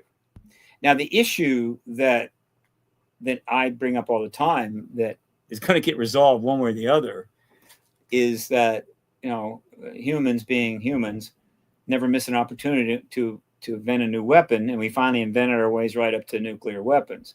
And we made them so unbelievably powerful, we had to actually step back, right? Make them less powerful. But believe me, we got plenty to pretty much make life a living hell. And we could launch them at any time. And that's a problem for us. But there's also a potential problem for them. And I believe it is one of the reasons why this whole thing, where this has been heading all along, in a somewhat responsible way, which is a good thing. And that is, we're going to figure out how to go from star to star. My condolences to all the time travelers and interdimensional, thinkers and everything else. I think it's star to star. I'm going to win that bet, but you're going to get good odds. You might win, but I'm going to get low odds, but I'm going to win that bet. We're going to go star to star. It's a matter. It's not a matter of going into other dimensions. I think it is a matter of understanding time space, which we really don't understand as well as people think, right? It's pretty wild stuff, because it's not just the three vectors of space, it's the time, but basically the time, three vectors of space, understanding in a way more sophisticated than we know now. And by understanding it at another level, you learn how to work with it in a way that avoids time dilation and the energy problem, all right? And there's already been a number of theories. They've got equations. There are people working on this. They've been working on it for decades, even on the outside, right? Without any of the inside knowledge that the government's gotten from ET craft or what have you. I think we're close to it. And therein lies the problem. We could be in starships in 15 years if the breakthrough occurs. This reminds me of the incredible movie Interstellar, one of the great movies of all time. I've seen it twice. I may see it more times. If you haven't watched that movie, you're really missing out. But if we solve that problem, we're going to the stars. And being who we are, we're going to be taking our nukes with us because can't be too safe. Yeah. And that's a problem for every other civilization out there. Every other planet with a civilization that is, say, not where we are, maybe where humans are going to turn up. Humans, the most violent creatures in 10 parsecs. Okay, I mean, we're so dangerous. We wake up in the morning in cold sweats, and so we're going to be taking nukes on our starships out there just to make sure nobody messes with us. This is not something any civilized, advanced federation is going to put up with. Now, we don't know how to play nice in the sandbox. That's for sure. Even in Star Trek, let's face it, it's a wonderful new approach to thinking and life and all that crap, but they were still shooting each other and blowing themselves up. And I don't think that's the way the galaxy works. And so they're not going to let us do this. They're not going to let us build starships and be able to go with nukes out there. They're not going to let that happen. And so something's going to have to give, right? And so that theory that we still haven't disclosed, we still haven't kind of opened the door. We're getting close to using nukes on ourselves, and that's a problem too. A terrible waste of a civilization, frankly. And so the idea that finally a major craft turns up and confronts us and says, "Okay, here's the deal, right? You see, we're here, and so here is what couple of what we can do this the easy way or the hard way, right?" Right, you get rid of all the nukes, you get your act together, we'll sort things out. You're going to run this planet in a way that makes sense and is not destructive and move towards being a species worthy of being part of a galactic reality. Or we'll just get rid of all of you, and we'll bring in some hybrids or something and start over. All the rest of the animals will get a break. So it could be like that. I like that theory. It appeals to me. However, I don't think it's 3i Atlas, because I believe they can come and go. They've been coming from other stars for a long time. This is a something that has been traveling for a very long time at a not particularly high speed. If I'm an ET craft, the reason that would explain that, this kind of thing that coming in, even if it's a couple 100,000 miles an hour, is that it gives us a lot of warning. In other words, it could go a million times faster than that, but by coming in like that, we see it, we're tracking it for months, and we're kind of thinking about it. It gives us a lot of warning, a lot of preparation. So then they come up, they can do it. I'm doing my best to justify a positive outcome of this. Right? Yeah, I'll roll with that. I hate to tell you, it's coming and it's going. Avi Loeb is going to have to wait for the next one to turn up before he can get more press. Maybe it's starting a thing, maybe there'll be more. You never know. Bogosphere, carbon dated 12,500 years ago. Opinion, please. Once again, we're at a time now where anything anomalous comes up is going to get a ride. And this has gotten quite a ride, quite a play. Same thing with the Peruvian, I guess we call them mummies. Yes. Which got a hell of a ride. It was complicated, but I think that we now know that they are real. And Jesse Michaels gets the credit for that. He took a lot of people down there, spent a ton of money, got all of the information firsthand, including all these scopes and scans. Mm-hmm. And those things are real, but exactly what? Not sure yet. But okay. But for a while there, it was a rocky ride, but that's cool. Now the Bogosphere. First of all, you got to love the name. You're going to have a sphere. It's got to be the Bogosphere. All right. That guarantees worldwide coverage of this baby. So that's good PR. Mm-hmm. And so we have a video of something flying, and then it's supposed to get on the ground and somebody gets it, and then it comes forward, right? Now, my first reaction is, okay, why haven't they taken a big ass drill and just going boom right into that thing? I don't know, but I could see why they might not. So it's really in play, and it's interesting.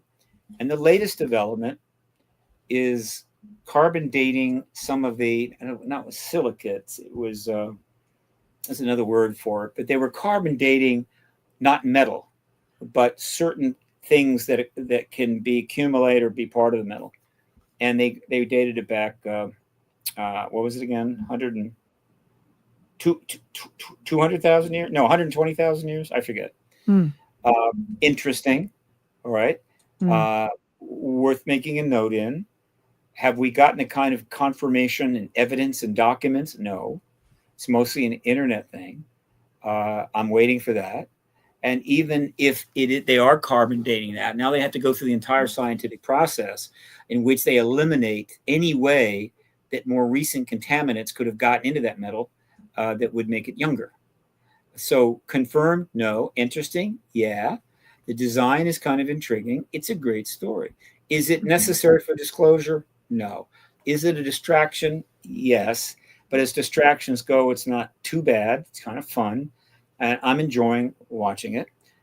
Just like I'm enjoying the things that are tricks that are being done with this object coming in through lAtlas. As long as it doesn't rise to the level of a serious distraction, then the disclosure process is not really bothered. When you get serious distractions, like say a fraud inside witness coming out with extraordinary stuff, it gets picked up, lots of articles, lots of contention, a lot of back and forth. This is the kind of distraction that is much more of a problem. I don't think the Bogosphere or the mummies really rose to that level. And the mummies are now, I think, established as real. Now let's find out what they really are and what the totality is. That'll be cool. But the Bogosphere is fun. I enjoy it. But ultimately, it's all about getting the ET presence confirmed. And then these kinds of things will get resolved a little bit faster, right? The boom, ba bam, ba bang, which is the way it should be. Why should we have to spend major parts of our lives running around in circles, trying to figure something out that would be easy to do, except the government has, just created a wall of a hall of mirrors to keep us distracted while they do their secret shit. So, I have no patience for the government policy on this.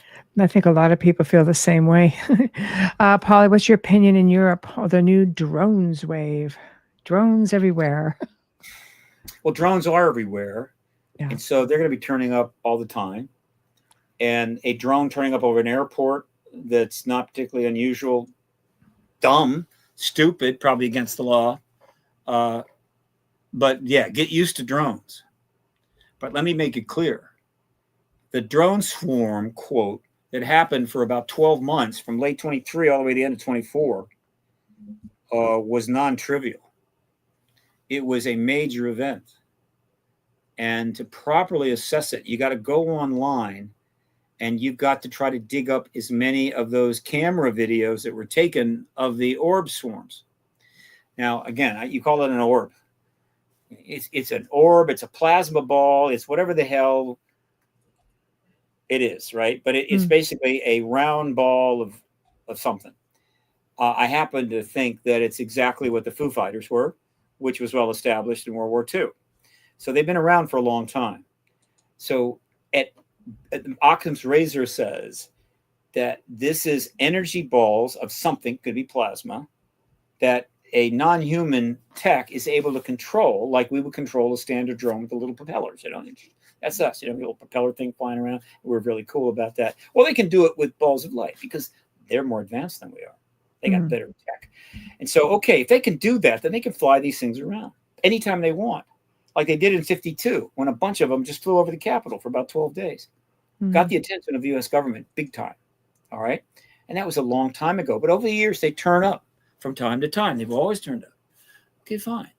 But starting late 23, all of a sudden, all hell broke loose. Why? I can speculate. All I know is stuff started turning up around our ships, flying around the ships, okay, and you get to film with this stuff.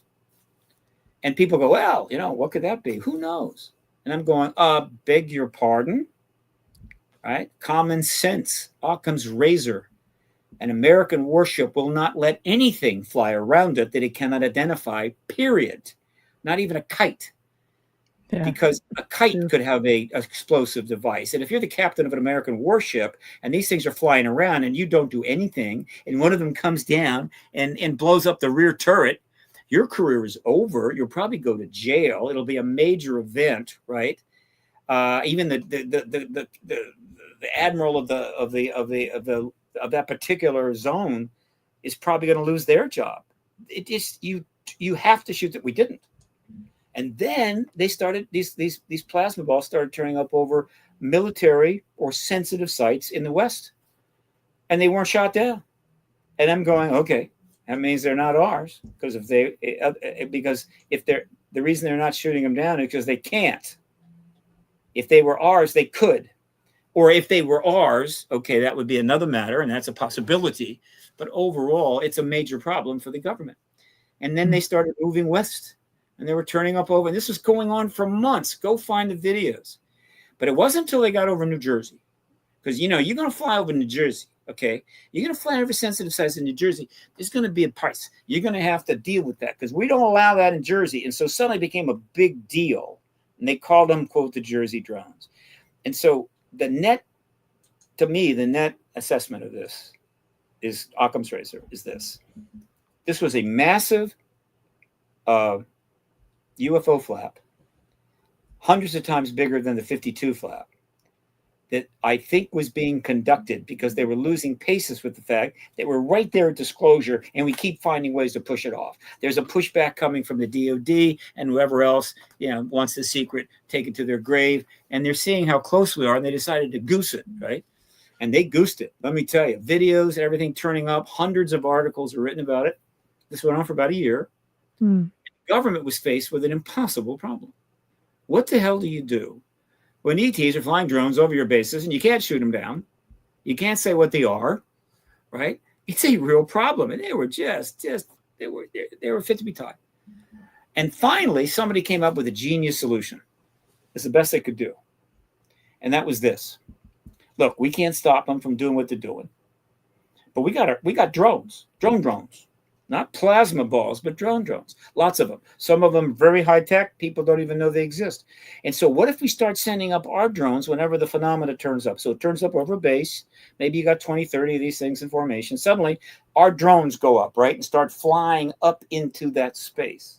And so people on the ground are looking up, and they're seeing these plasma balls, but they're seeing some drone thingies, right, that kind of look like drones. And they say, hey, I saw a drone. Okay, fine. So great. So what did the government do? They said drone swarms, grandfathered in the rest of the stuff, called the whole thing drone storms, and tried to slip out, under, the cloak of darkness out the back door of the saloon. And they sort of got away with it. I was amused. I was laughing my ass off this whole time. It's so funny that what they have to go through in order to keep a lie that should have been ended like 25, 30 years ago.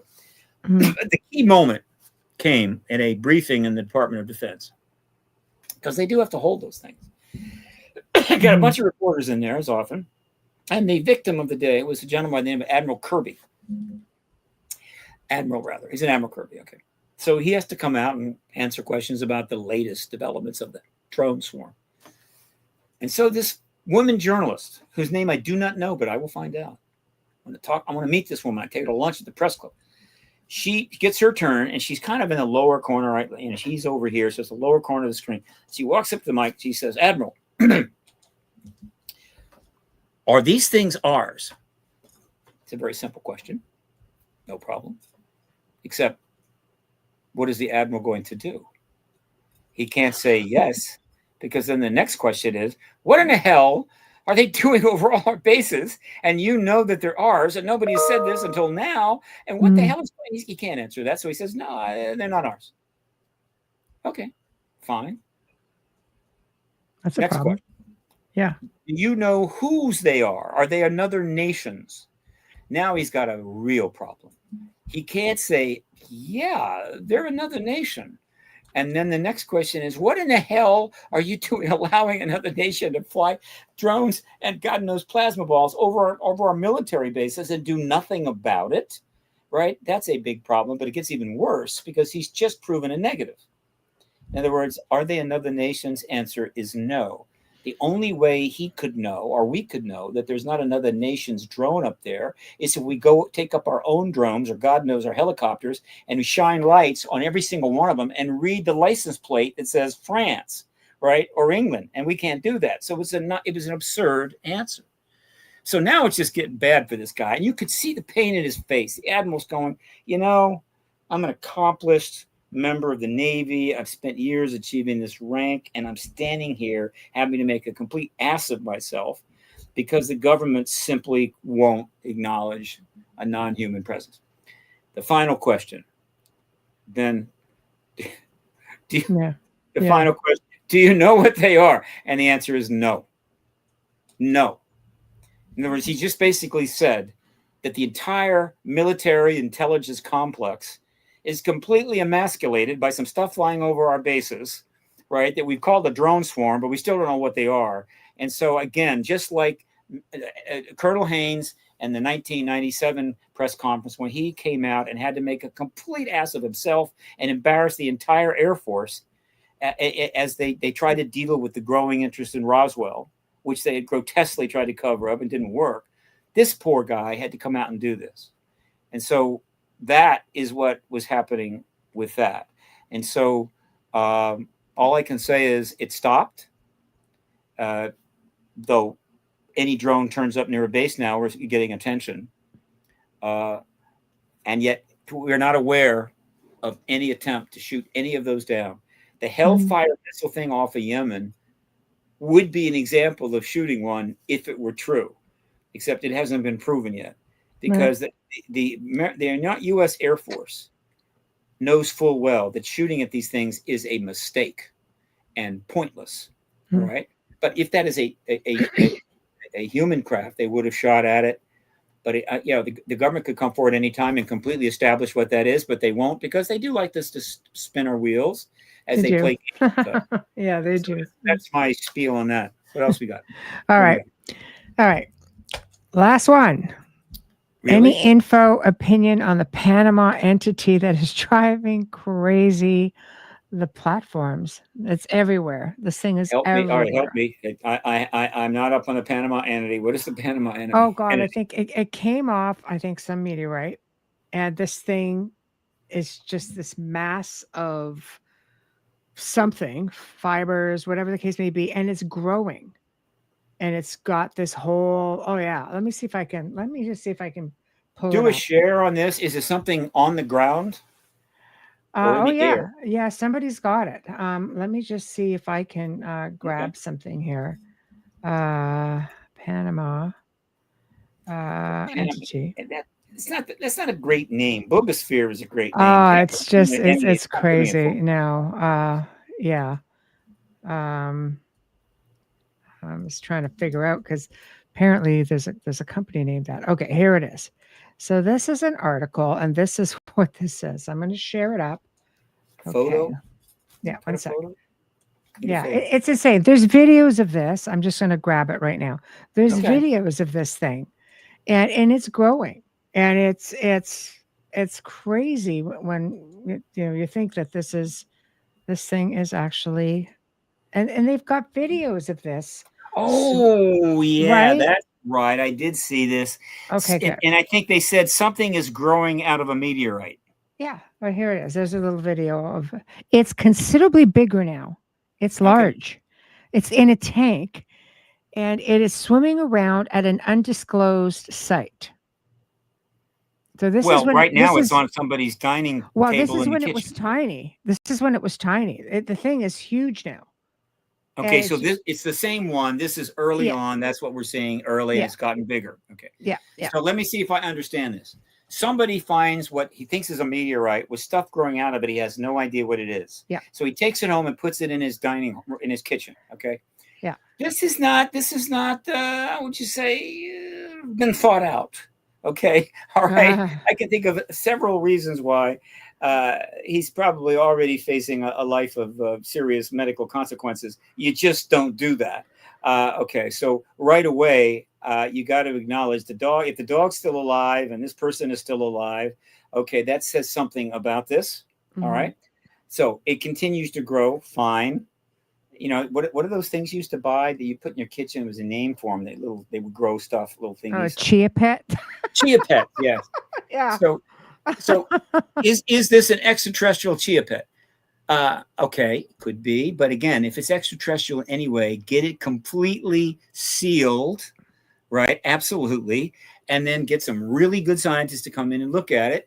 Until then, I'm not overwhelmed by this. I mean, it's impressive. Yeah, I don't know why that hasn't happened.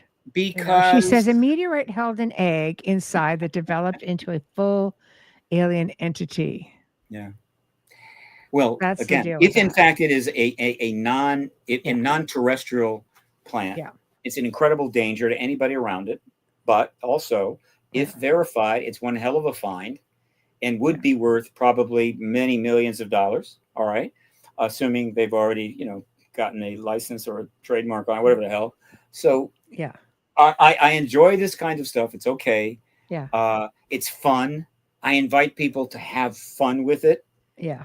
But don't get carried away, because a lot of these kind of distractions are serviced so hard because the frustration that exists that the major truth, which is right in front of our eyes, is being withheld by our own government in so long.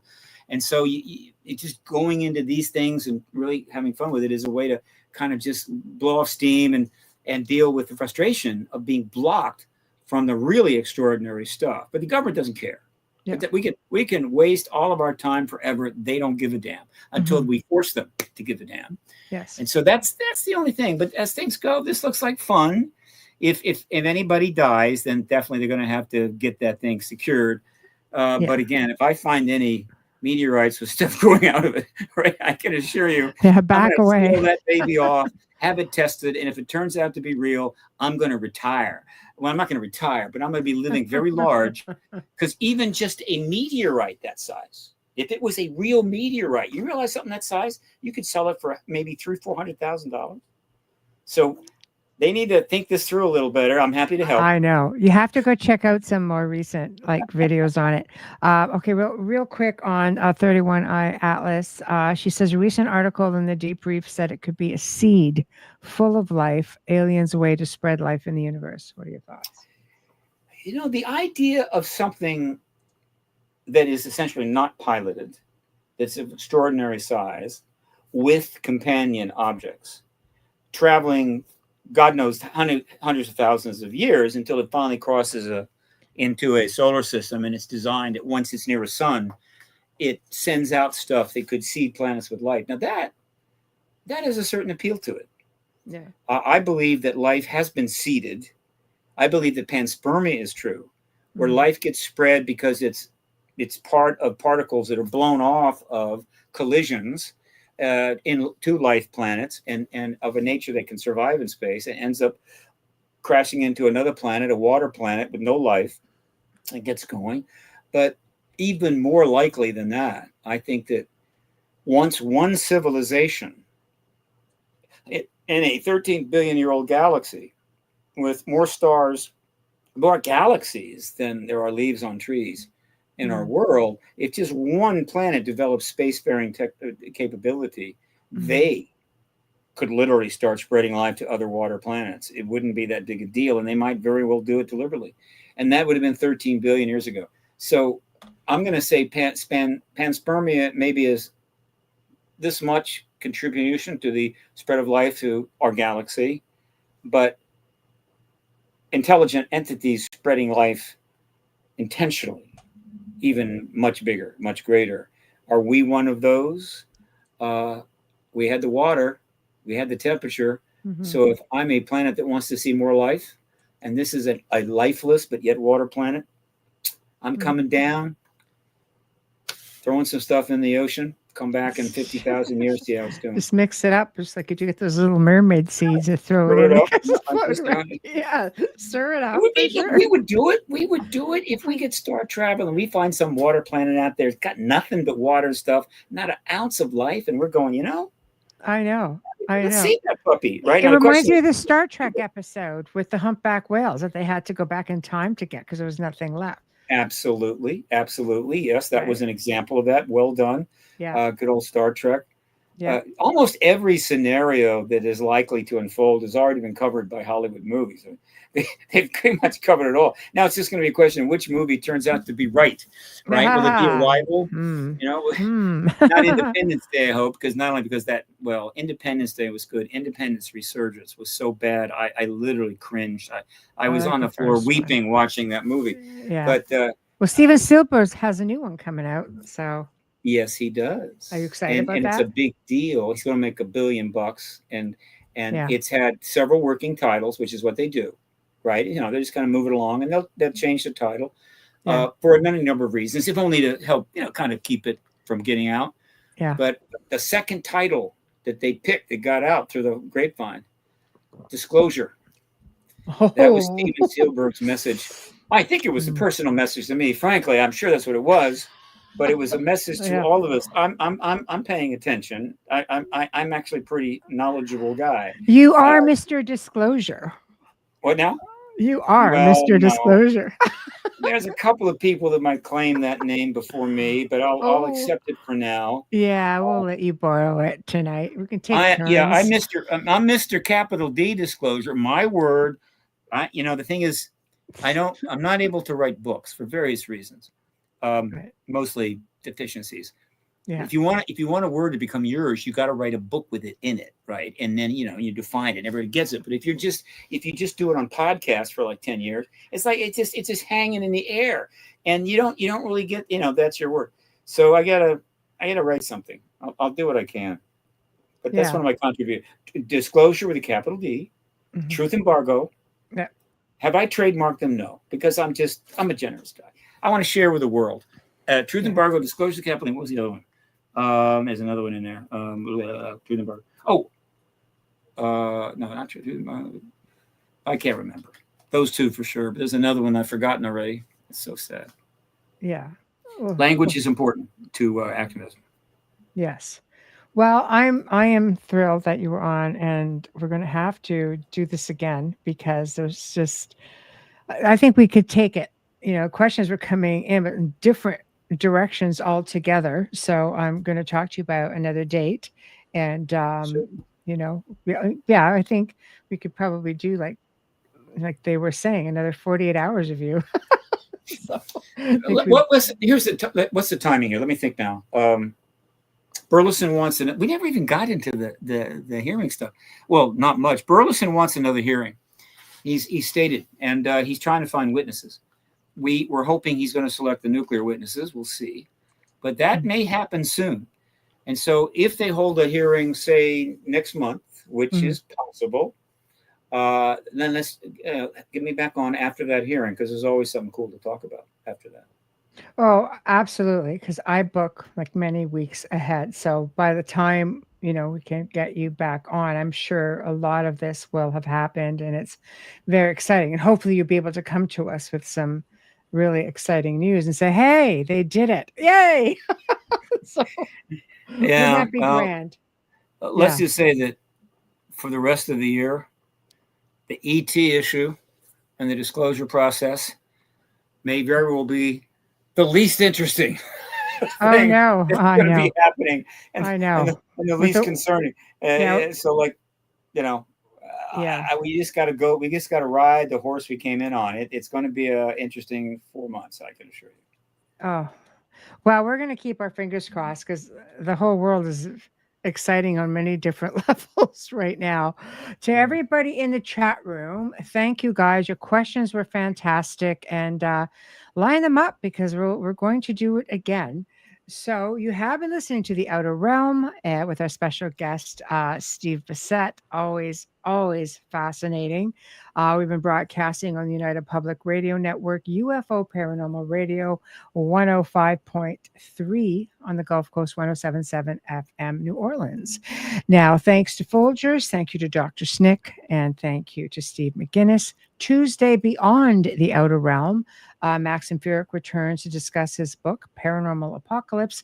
We're getting into spooky month, right? So we're gonna start off with a bang. Wednesday, my dear friend and fellow UPRN host Laura Lee Potbane from the Angel Rock and Beneath the Hollow Moon with Carrie Lynn Shellhorn joins me. We're going to deep dive into some obscure paranormal cases, stories, exorcisms, deliverances, ancient modern times, all the fun stuff. Thursday, open mic. Wayne Mallows will be joining into the discussion. We're going to be tackling mirrors and portals, scrying, all the fun stuff that you kids, should know about before we get into the crazy months. Anyhow, have a terrific weekend, and everybody behave. We'll see you all next week, and big good night. Ad Astra.